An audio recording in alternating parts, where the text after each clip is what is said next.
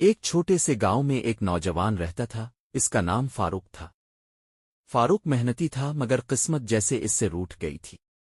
جو بھی کام شروع کرتا ادھورا رہ جاتا۔ دکان کھولی، نقصان ہوا۔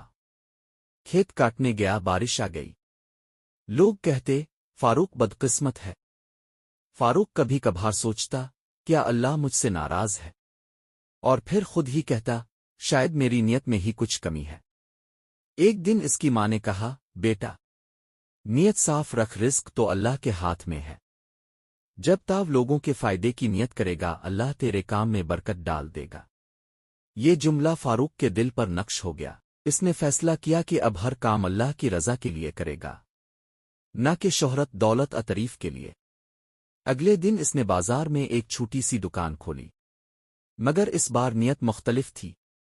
اس نے کہا اللہ، یہ دکان تیرے بندوں کے فائدے کے لیے ہے، میں ان سے نرمی سے پیش آؤں گا، دھوکہ نہیں دوں گا۔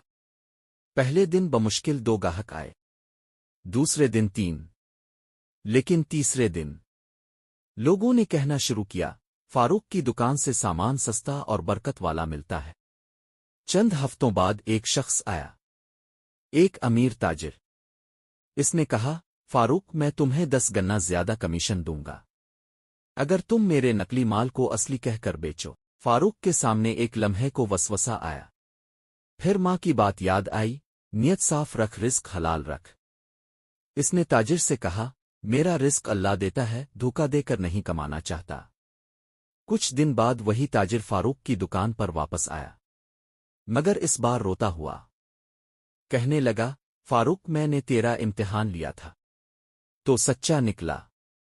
میری کمپنی کو ایک ایماندار آدمی چاہیے، کیا تم میرا کاروبار سنبھالو گے؟ فاروق کی آنکھوں سے آنسو بہہ نکلے۔ اس نے دل ہی دل میں کہا اللہ، تو نے میری نیت دیکھ لی اور میری تقدیر بدل دی۔ سالوں بعد وہی فاروق پورے علاقے کا مشہور تاجر بن گیا، لیکن جب بھی کوئی تعریف کرتا وہ مسکرا کر کہتا میری کامیابی کا راز صرف ایک چیز ہے، نیت۔ جب نیت بدل جاتی ہے تقدیر خود بدل جاتی ہے۔ رزق صرف محنت سے نہیں، نیت کی صفائی سے آتا ہے۔ جب نیت خالص ہو اللہ راستے آسان کر دیتا ہے۔ چھوٹا سا عمل بھی بڑا بن جاتا ہے اگر وہ اللہ کے لیے ہو۔